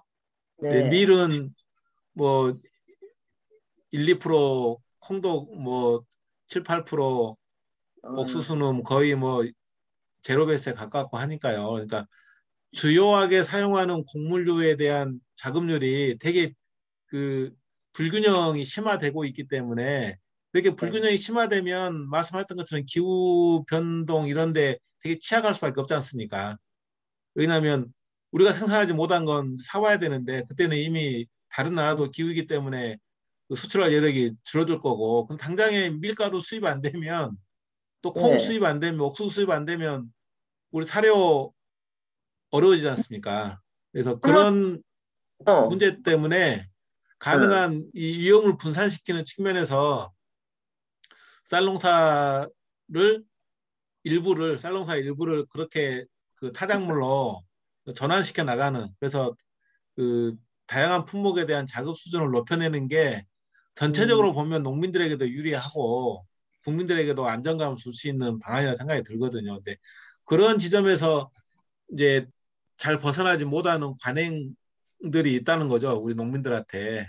그래서 그걸 어떻게 극복할 건지, 그런 걸 극복하는 과정에 저는 뭐 기본소득이 약간 무조건성이라고 하는 그 특성을 가지고 있기는 하지만, 뭐 기본소득 플러스 친환경 직불금이라든가 내지 뭐 타작물 전환 직불금 이런 걸 통해서 농가 소득이 뒷받침되면 충분히 해볼 수 있겠다. 그런 과정들도. 그래야 이 급변하는 이 외부 여건에 대해서 대응할 수 있는 자구력이 생기지 않나, 이런 생각을 해보거든요. 예, 저도 아니, 공감하는 건데 한현실님이 얘기하신 그 쌀의 어쨌든 뭐랄까 침체적인 기후에 쌀에 네, 오는 산소의 양이 뭐 나무 그렇죠. 나오는 산소인 것 같다라는 의미에서 아마 질문해 주신 것 같은데요. 네네네. 그게 옥수수라든가 무슨 어떤 그 식물이든 간에 같다라는 생각이 들거든요. 벼뿐만이 아니라. 그런 음, 면에서는 지금 박웅동 선생님이 얘기한 대로 다양성에 있어서 자급률을 높일 수 있는 방법들을 지금 하지 않으면, 그건 지금 당장이거든요, 사실. 지금 당장 하지 않으면 그런 면에서 기본소득도 지금 당장 그렇게 되어지는 시스템을 갖추지 않으면 박성룡 목사님 말 맞거나 3년, 5년 뒤에 불보듯 뻔하게 보여지는 일들에 대해서 누가 이걸 책임질 수 있겠냐는 거죠. 아무도 책임질 수 없거든요, 사실은. 그런 의미에서 말씀을 드린 생각이 듭니다. 근데 그 저는 박웅도 선생님 말씀하신 거에 대해서 동의하면서 사실은 이제 그게 위험성은 좀 있다고 봐요. 그러니까 우리에게 기본적으로 그러니까 기초농산물이라고 말하는 그 곡물과 신선체 7가지에 대한 자급률을 높이는 것 물론 필요한데 이게 우리 위에 농민기본소득으로 좀 돌아가면 그러니까 아까 그 말씀하신 것 중에서 제가 좀 약간 뭐 농민들의 자구 노력이 필요하다라고 하는 것들이 그 공감도 되어지지만 실제로 우리 지금 농민회 하면서 농민들 이따구로 맨날 농사나 짓고 있으면 뭐 하냐 그거 가지고 지금 설이 왔다고 이제 설이 맞아가지고 지금 그 어, 오늘 저기 저 그 배비느라고 난리거든요. 이게 설이 맞으면 그러니까 도시 계신 분들은 이 차를 잘 모르겠지만 뭐 어쨌든 약간 좀 그런 게 있어요. 이제 한살림에서는 또 그래서 설이 맞기 전에 이제 막 비어가지고 들어오라고도 하고 또 설이 맞으면 이제 말리는데도 아직 뭐 이렇게 세게 온 게 아니기 때문에 무서리 정도기 때문에 약하긴 하지만 이게 이제 뭐 과정들도 있고 그러니까 막 정신이 하나도 없어요. 그래서 내일 모레 우리도 강원도청 앞에 다시 적재투쟁을 하는데요. 그러니까 나락 적재투쟁하면서 이제 구곡들 갖다 뭐 저거하고 싸울 건데 그 얘기 하면서 이제 농민들도 그런 얘기는 했어요. 아 이게 우리 농민이 문제다 이거. 농사 짓는데 막 이러고만 있을 게 아니고 이게 근본적으로 고민해야 된다. 그런데 이제 그거의 위험성은 하나 있다고 봐요. 그러니까 이게 지금 농민들이 그러면 정신 못 차려서 이렇게 된 거냐라고 하는 그런 측면이 자칫하면 갈 수 있다는 측면에서 저는 동의가 잘 안 되고요. 그러니까 아까 말씀하셨던 또 박순원 목사가 잠깐 얘기했던 부수입의 문제 그것이 기본소득을 우리가 얘기하는 그런 측면이라고 봐요. 그러니까 청년들하고 얘기를 하다 보니까 농담 삼아 그런 얘기를 했어요. 만약에 집 주고 그 박순원 목사도 알고 있는 얘기인데요. 집 주고 차 주고 연소득 한 3천 정도 보장해 준다면 농촌에 내려 농사 짓겠냐? 오케이. 대부분이 그 조사한 그 아이들 중에서 70% 정도가 오케이 하더라고요. 물론 이제 그 외에 교육이나 다른 정보적인 측면, 문화적인 측면도 물론 있지만 그러니까 농촌에서 지금 일어난 일들이 농민들의 책임이다라고 하는 측면은 좀 동의가 되는 부분도 있지만 그 예. 얘기가 확대되면 문제가 있을 수 있다는 측면에서 좀 반론을 제기하고 싶고요. 그게 똑같이 벼농사가 메탄 배출한다. 그래서 농업 부문에서 배출된 온실가스가 메탄과 그 아산화질소 때문에 이제 구분되는데, 이제 그러니까 IPC에서 이렇게 구분했잖아요. 근데 메탄 배출의 70% 정도가 인간 활동이고, 그 중에서 벼농사에서 그 배출되는 메탄 배출이 높다. 그래서 뭐 이제 뭐 이런저런 뭐 얘기를 하는데, 그거 사실이죠. 뭐 그 메탄 발생돼요. 그런데 그 얘기를 하는 순간 함정에 빠지는 게 기후 정의 문제나 농업이 갖고 있는, 그러니까 단순한 탄소 발자국의 측면에서의 메탄 배출, 기후 온실가스 배출의 측면에서만 놓고 보는 것이 아니라 생물 다양성, 생명 다양성, 그리고 거기에서 연결된 생태 발자국을 무시한, 그냥 온실가스 배출이 많으니까 벼농사에서도 이걸 고민해야 된다라고 말할 때 그게 되게 심각한 문제점들을 노출시키는 것처럼, 어쩌면 우리가 지금 기본적으로 말하고 있는 농민 기본소득을 넘어서서 농민들에게 살 거리, 그러니까 살 수 있는 여건을 마련해주고 그 다음에 뭐 유기농이든 친환경이든 이게 주식 농사든 부식 농사든 자급률이든 얘기해야 되는데, 그런 측면에서 저는 이거를 아까 도시분들 얘기를 듣고 싶다고 했던 게, 이런 위기감에 대한 부분들을 함께 느끼고 전술적으로 전략적으로 지구를 살리기 위해서, 아니면 대한민국을 살리기 위해서 농민을 살리지 않으면 안 된다는 그런 의식이 확산되지 않는 한은 어렵지 않나.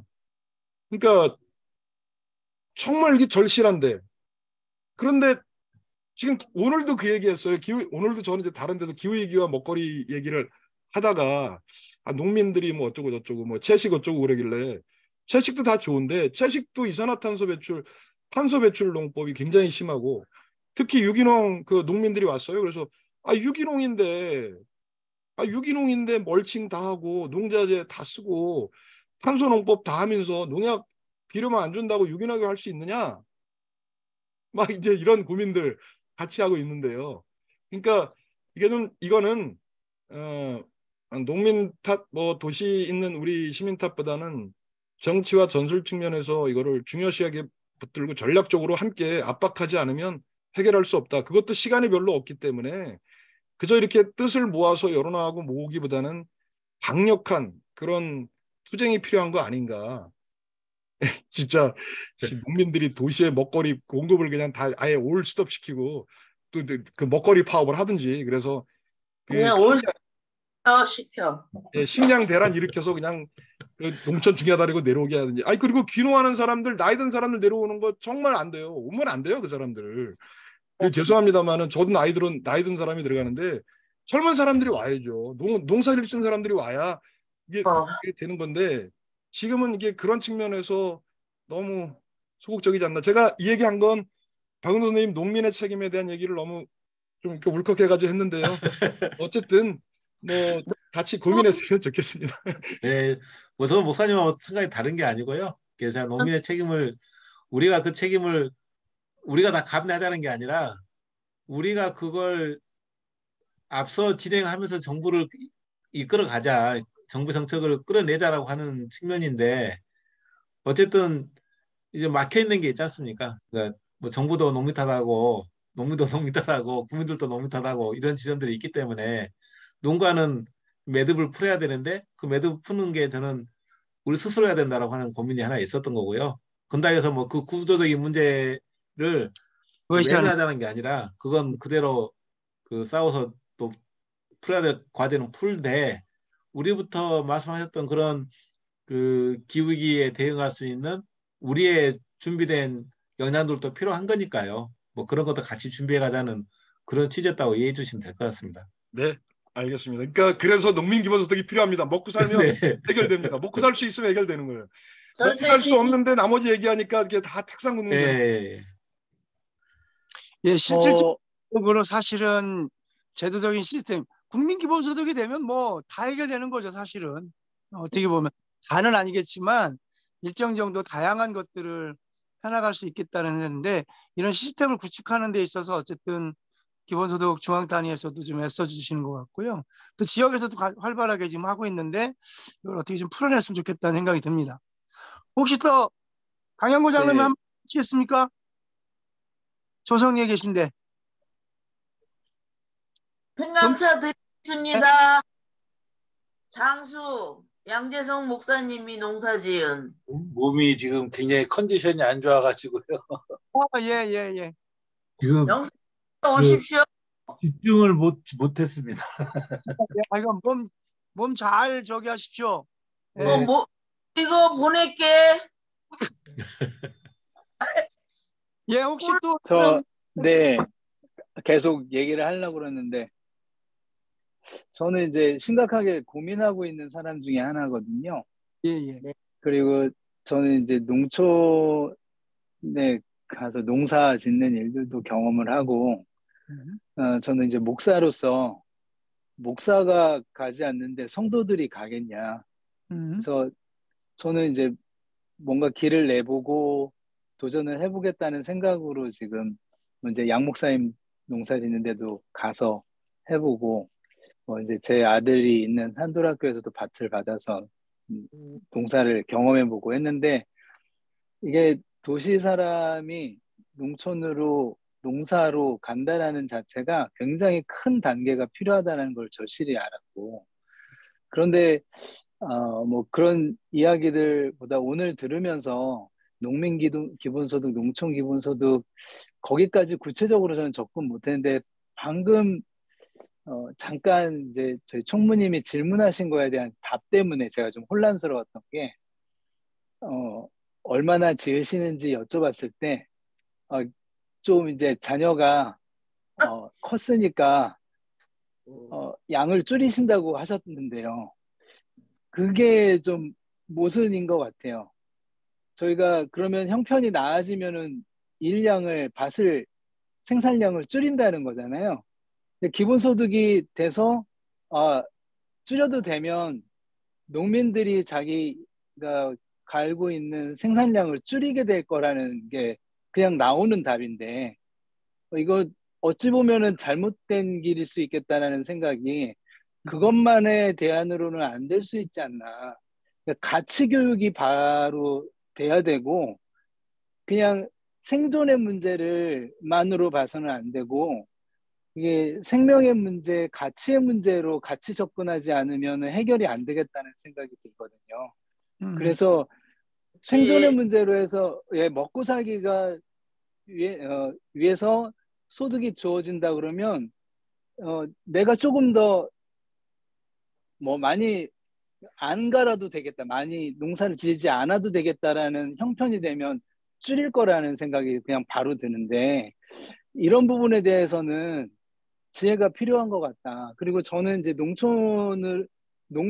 농민이 된다라는 거는 굉장히 큰 공부가 필요하고 또 에너지가 젊은 사람들이 가야 된다고 얘기하셨는데 젊은 사람들이 가기 전에 뭐 모두가 가야 된다라는 인식이 있어야 될 것 같아요. 누군가가 그렇지 않으면 뭐 생존의 문제로 일단은 가게 되면 모순과 그 혼란이 생길 거라고 생각이 됩니다. 그래서 저는 이제 일단 농촌이 살 수 있는 환경이 만들어지는 것도 같이 해야 되고 그 중에 지금 농민들이 갈고 있는 땅에 대한 가치, 그 농업에 대한 농사에 대한 가치들을 좀 효율적인 것보다 그 생명적인 거에 대해서 우선순위로 해서 그거에 대한 존중도가 있어야 되지 않나.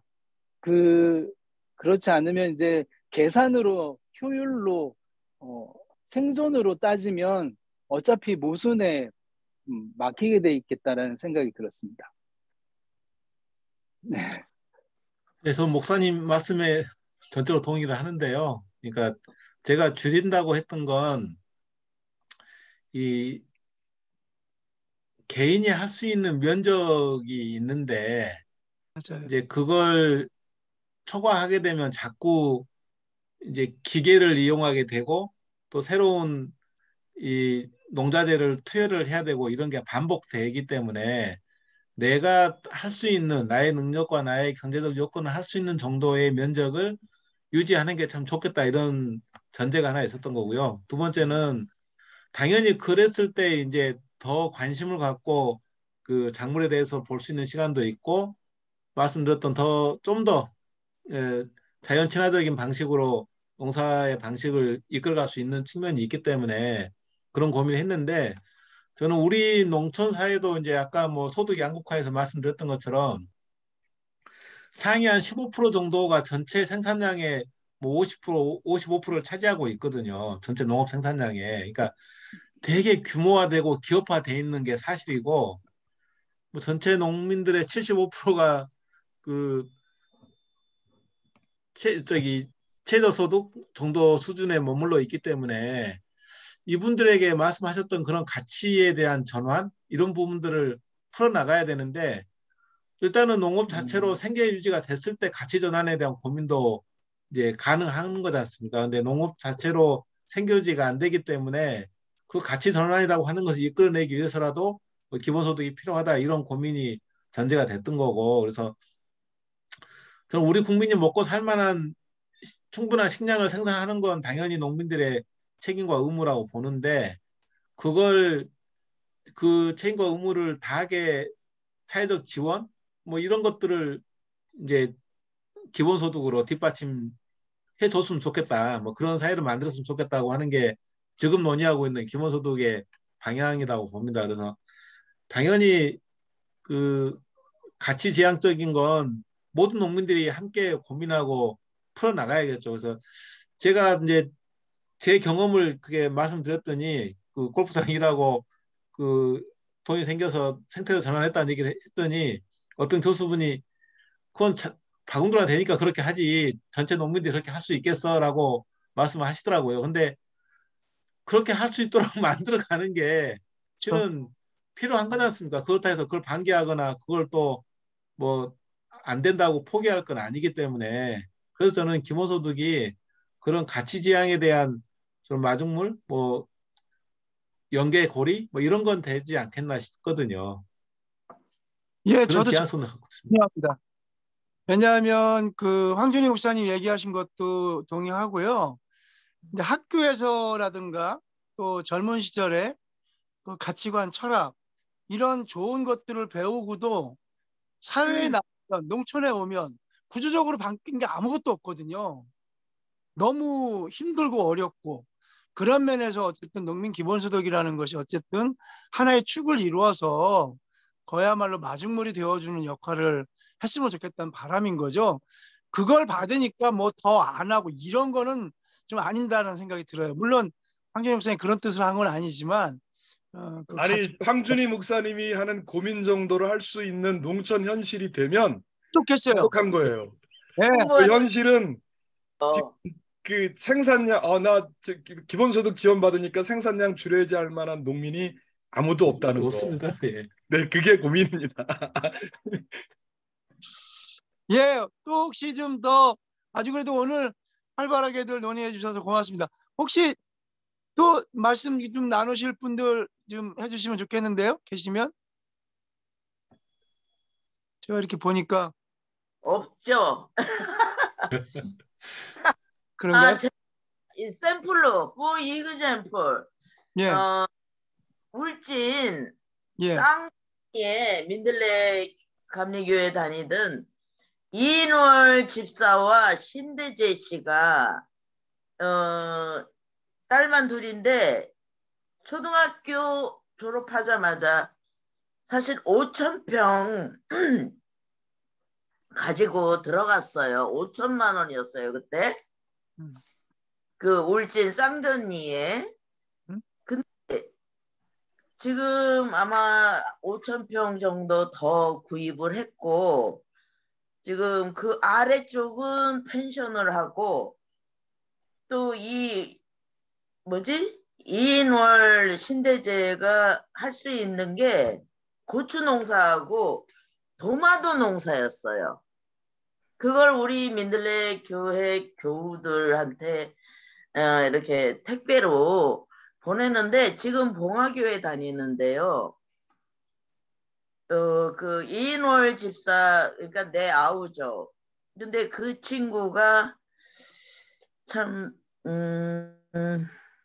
열심히 했어요. 남편은 뭐 쌍용 건설 다니다가 은퇴해가지고 내려간 건데 서울에서 집 하나를 아파트 하나를 누구 보증서 줘가지고 들어 먹어가지고 이 아내가 그냥 확 아니 간다 그러고서는 울진 그 통영 아니 통고산 건너편으로 들어간 건데 요점을 예? 요점을 여인들이 확실히 강해요. 농사짓는 저는 어? 농민 기본소득이 아까 박근대 선생님 얘기한 것 중에서 네. 여성 받아들여야 된다. 전현농이 받아들여야 된다. 맞습니다.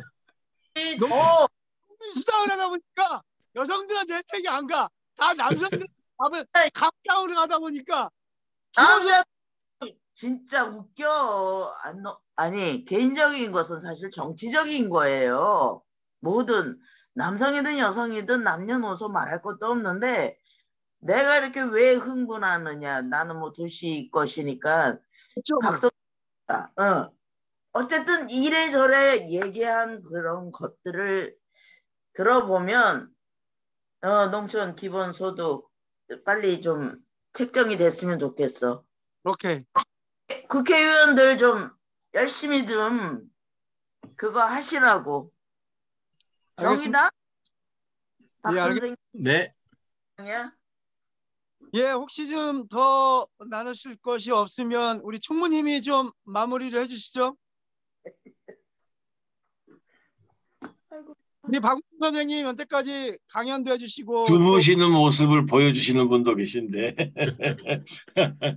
네, 오늘 예, 여러 가지로 유익한 말씀 그리고 논의들 대단히 감사하고요.